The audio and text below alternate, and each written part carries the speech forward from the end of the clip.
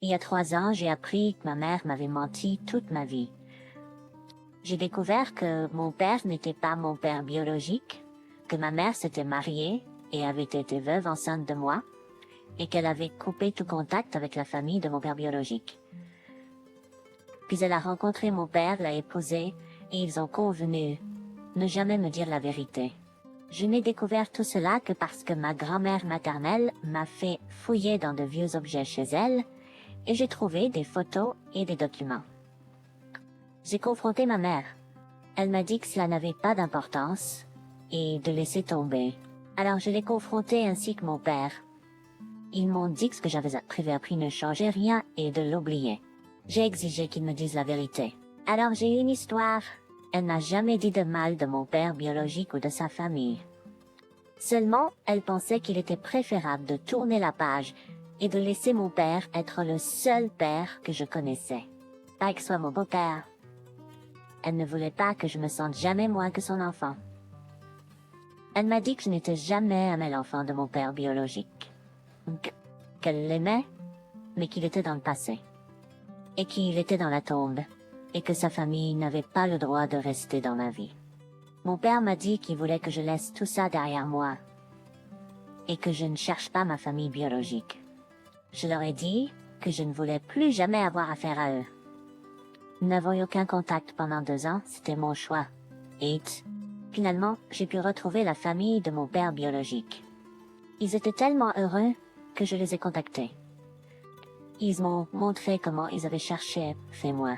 La famille de ma mère a admis qu'elle leur avait dit, ainsi qu'à tout le monde qu'elle connaissait, de ne rien leur dire sur sa vie et de ne jamais révéler où nous étions. J'ai appris à les connaître et ils sont devenus ma famille. Ça n'a pas toujours été facile, car ils ont tellement de chagrin de ne pas m'avoir connu en grandissant. Et je le ressens aussi, ainsi que le sentiment d'avoir été volé de ne pas avoir connu mon propre père biologique. Je lui ressemble tellement.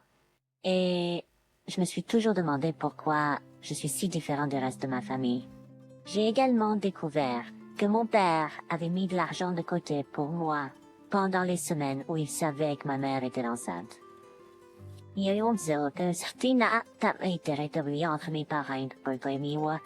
Je dois passionner ou leur parler. Ils ont récemment appris à quel point la famille de mon père est impliquée maintenant et que j'ai des parents biologiques autour de moi. Et, ma mère a décidé de parler de l'avenir, de mon mariage, etc. Et je lui ai dit que je ne pouvais pas avoir les deux présents. Je lui ai dit que si elle voulait être là, elle devait accepter que ma famille soit également présente. Elle m'a dit que je choisissais quelqu'un que je n'ai jamais connu plutôt que mes parents aimants. Elle m'a également dit que j'étais son enfant. Je lui ai dit de me laisser tranquille et qu'elle n'a pas le droit de décider de ce que je fais de ma vie. Elle n'a toujours pas digéré ce que j'ai dit. Elle m'a traité de capricieuse. Elle m'a dit qu'il était 6 pieds sous terre et que sa famille n'avait aucun droit de rester dans ma vie. Mon Dieu, je n'ai pas l'idiot ici, mais waouh! Elle t'a refusé l'accès à ta famille importante, te privant littéralement de relations formatrices. Et maintenant, elle essaie toujours de te forcer à choisir entre tes familles. Qu'est-ce qu'elle craint ici? Je lui demanderai sérieusement ce qu'elle a contre eux. Elle est extrêmement déraisonnable. Je suis tellement désolée, OP. Elle m'a dit que je choisis quelqu'un que je n'ai jamais connu, plutôt que des parents aimants. Tu ne les as jamais connus parce qu'elle t'a tenu à l'écart et t'a empêché de les connaître. La plus grande différence entre la situation d'OP et celle des parents adoptifs est le consentement de toutes les parties. Les seules personnes consentantes dans cette situation sont la mère d'OP et son beau-père. Ils ont pris des décisions irréversibles non seulement pour OP, mais aussi pour la famille biologique d'OP. Ils ont causé beaucoup de douleur et de souffrance qui n'auraient tout simplement pas dû arriver. Je comprends ce que tu dis cependant, et même si personnellement, je pense que le pardon apportera une fermeture à OP, je comprends qu'elle n'en soit pas encore là. On espère qu'elle le sera un jour pour sa propre guérison. Mon meilleur pari est que maman voulait recommencer à zéro, sans aucune attache. Dans le monde parfait de maman, Elle a un père et une mère, 2 ensembles de grands-parents et tout oncle, tante et cousins. Il n'y a pas de famille recomposée, pas de soucis. Pour maman, le mouvement est que la famille est parfaite, sans tâche. La grand-mère maternelle d'Opé n'a clairement pas aimé cela. Alors elle a demandé à Opé de l'aider à nettoyer ce jour-là, juste après son 18e anniversaire. Je, un homme de 48 ans, me suis marié avec ma femme actuelle il y a quelques mois, et maintenant nous vivons ensemble avec ma seule fille Lucy qui est adolescente. Ma femme a une fille plus âgée, qui a 21 ans et qui est à l'université, et qui veut poursuivre une carrière dans la mode. J'ai essayé de renforcer les liens entre ma nouvelle femme et sa fille, avec Lucy, parce que je pense qu'elle a besoin de figures féminines actives dans sa vie. La mère de Lucy voyage à travers le monde à cause de son travail en tant que travailleuse humanitaire. Elle est une excellente mère en personne, mais elle n'est pas aussi présente dans la vie quotidienne de notre fille que nous le souhaiterions tous. La relation de Lucy avec ma femme est très bonne maintenant, mais elle ne semble pas se connecter avec sa demi-sœur. Le week-end dernier, ma fille dormait chez une amie et ma belle-fille nous rendait visite. À un moment donné, elle est entrée dans la chambre de ma fille. Je suis pas sûre pourquoi. Elle a dit qu'elle voulait se regarder dans le miroir de maquillage de Lucy. Elle a vu l'uniforme de cheerleading de ma fille plié sur la chaise et m'a demandé si elle pouvait l'utiliser pour prendre des photos pour Instagram. Elle est très active sur les réseaux sociaux pour sa carrière dans la mode, publiant différentes tenues et looks. Je dis oui, sans hésitation. Je suppose que les adolescentes n'ont pas de problème à utiliser les vêtements et les choses des autres socialement, surtout si c'est sa demi-sœur et pas un étranger. Elle a posté les photos et peu après, ma fille m'a envoyé un texto, très bouleversée, en disant que je n'aurais pas dû la laisser utiliser ça. Honnêtement, je pense pas avoir fait quelque chose de mal. Je pense que Lucy essaie de créer des conflits parce que elle n'aime pas sa demi-sœur. Suis-je l'idiot? Tu es l'idiot. Ta belle-fille n'aurait jamais dû être dans la chambre de ta fille sans sa permission. Ce sont les vêtements de ta fille, pas les tiens. Un simple texto aurait résolu tous les problèmes. De plus, s'il s'agit d'un uniforme pour l'école de ta fille, il peut y avoir des préoccupations concernant l'utilisation de leur logo, couleur et marque.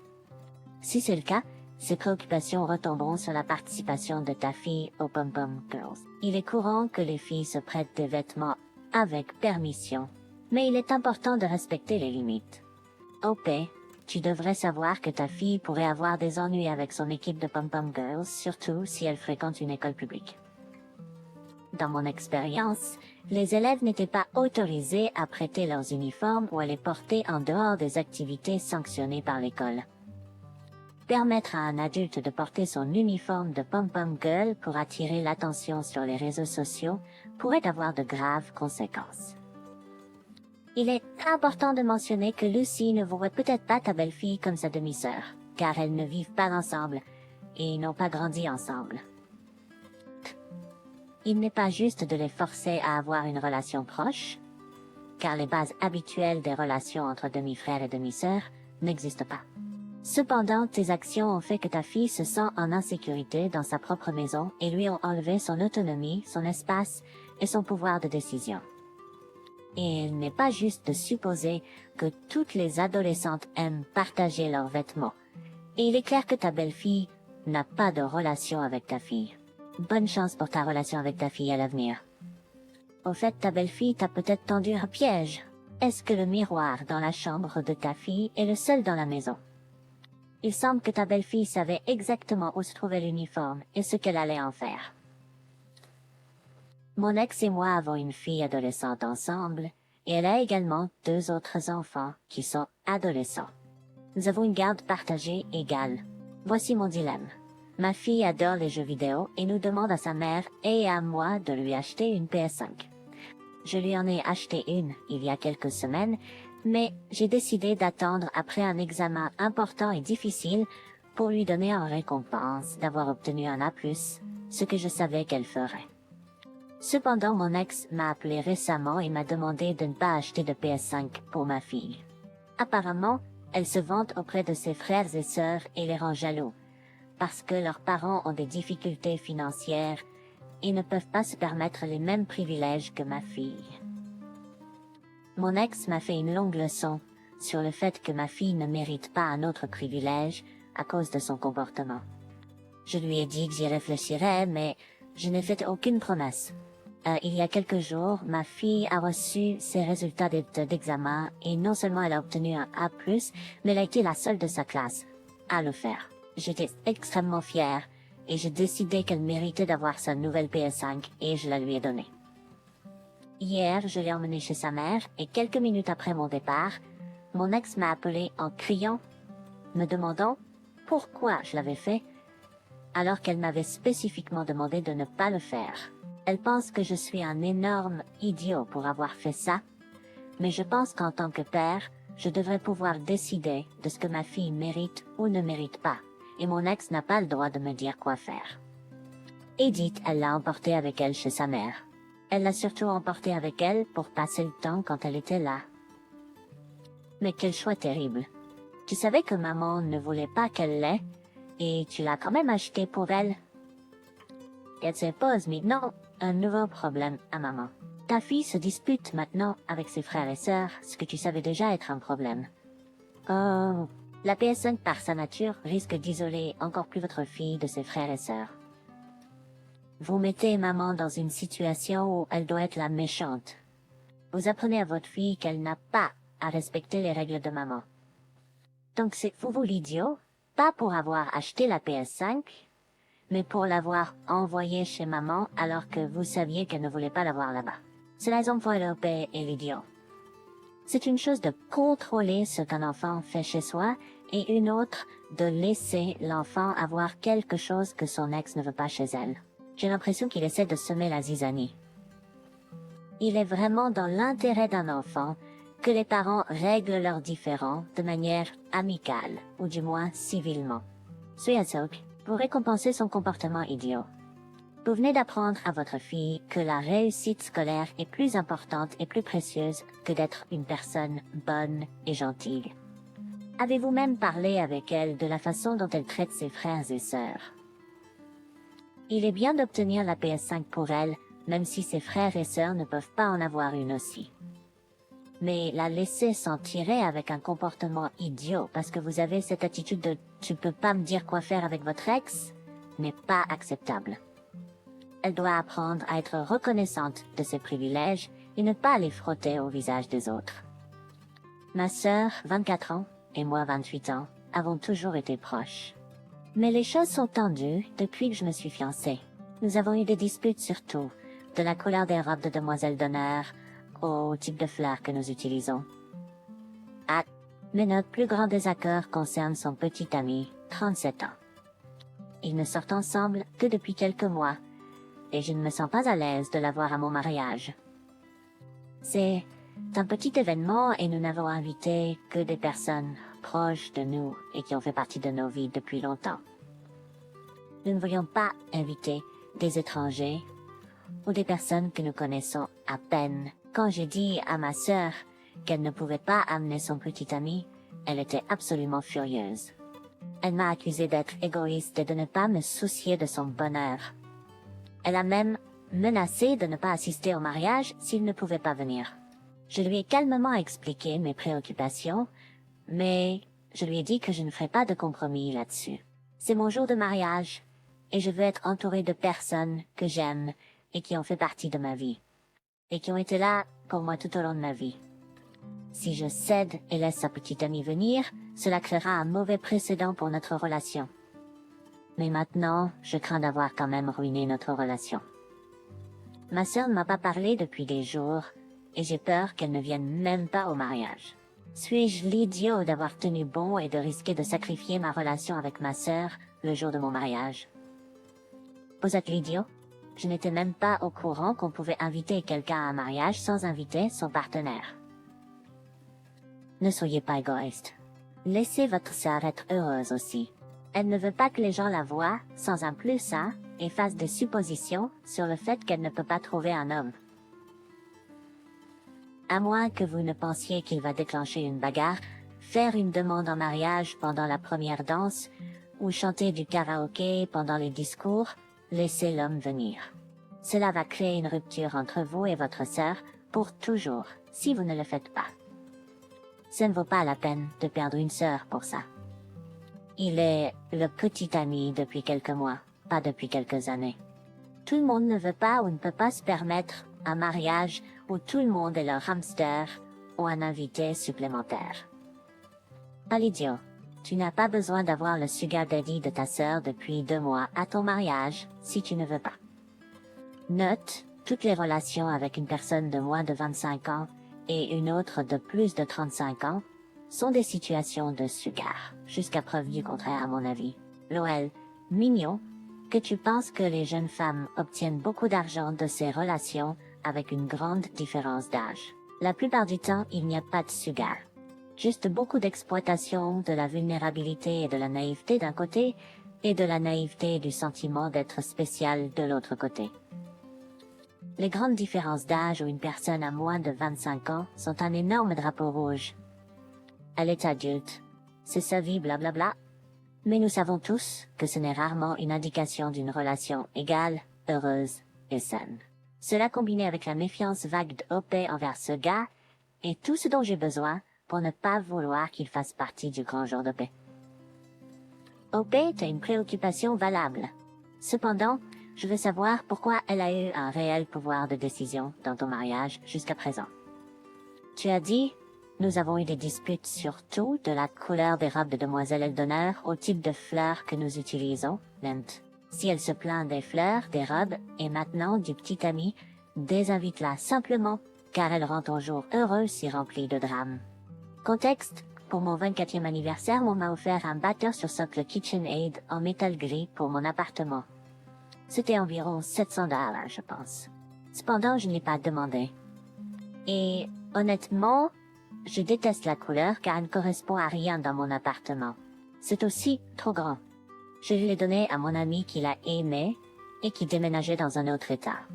Mon petit ami m'a ensuite offert un joli batteur sur socle noir qui s'intègre beaucoup mieux dans mon appartement. C'est donc ce que j'ai.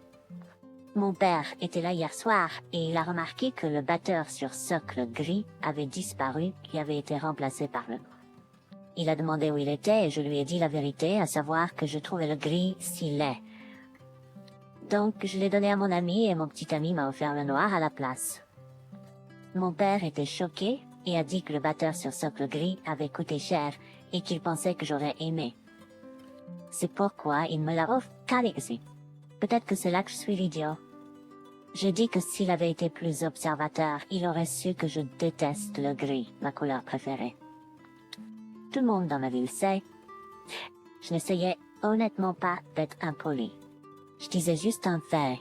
Mais ma mère m'a appelé aujourd'hui et m'a dit que j'avais vraiment blessé mon père et que j'avais besoin de m'excuser d'avoir jeté un cadeau d'anniversaire réfléchi que mon père avait mis beaucoup d'argent et de réflexion. Je pense pas que ce soit nécessaire. Je pense qu'après que mon père m'ait donné le batteur sur socle, il est devenu le mien et je pouvais en faire ce que je voulais. Et je ne l'ai pas jeté. Je dois dire, oui, ami. Alors suis-je l'idiot? As-tu même remercié pour ce cadeau de $700? C'est l'un de ces moments où il est temps de redescendre sur terre. Parce qu'à 24 ans, s'attendre à ce que les gens connaissent ta couleur préférée est absolument bizarre. Et dire que c'est parce qu'il est observateur est méchant. Ton attitude est absolument stupéfiante, mec. Tu es l'idiot. Pour commencer, dire que tu détestes le gris mais que tu aimes le noir n'a aucun sens. Non. Presque n'importe quel schéma de couleur que tu peux associer avec le noir fonctionne avec le gris. De plus, tu as 24 ans. Grandes, Pata. Tout le monde ne connaît pas tes couleurs préférées, à moins de demander. En fait, la plupart des gens ne connaissent que les couleurs préférées des autres. Ils ne se promènent pas avec une liste classée. Deuxièmement, c'était $700. Si tu ne le voulais pas, tu aurais pu gentiment dire non merci au lieu de donner quelque chose qui coûte beaucoup d'argent. La chose correcte et polie à faire aurait été de demander à ton père s'il voulait le récupérer. Ce mixeur existe en 15 couleurs différentes. Je suis sûre que ton père l'aurait échangé contre une couleur que tu aimes y compris le noir, si tu avais utilisé tes mots. C'était aussi ma pensée. Loup est un gâté, même pas un cadeau que la plupart des envie. Tout ça parce que c'est pas la bonne couleur. Tu te moques de moi? Supposons que quelqu'un m'offre une LED couleur marron, ma couleur préférée, un KitchenAid ou un autre produit cher. Dans ce cas, je pourrais être un peu déçu par la couleur, mais extatique d'avoir cette chose vraiment sympa que je n'aurais jamais achetée pour moi-même. J'espère que ton père ne gaspillera jamais autant d'argent pour un cadeau pour toi, puisque tu ne l'apprécies vraiment pas. Mise à jour. D'accord, clairement je suis l'idiot. Je vais m'excuser auprès de mon père. Je ne pensais pas que c'était si grave. Je n'ai pas dit le commentaire sur l'observateur pour lui faire du mal. Il n'arrêtait pas de dire qu'il avait choisi le gris parce que ça va avec tout, ce qui n'est pas vrai. C'est pourquoi j'ai expliqué ma haine pour le gris. Tout le monde avec qui je suis proche, sauf mon père, sait que je déteste le gris. C'est presque une blague récurrente à ce stade. De plus, mon ami est vraiment passionné de cuisine et de pâtisserie, et je voulais lui offrir un cadeau d'adieu. Ce n'est pas juste une personne aléatoire à qui je l'ai donné.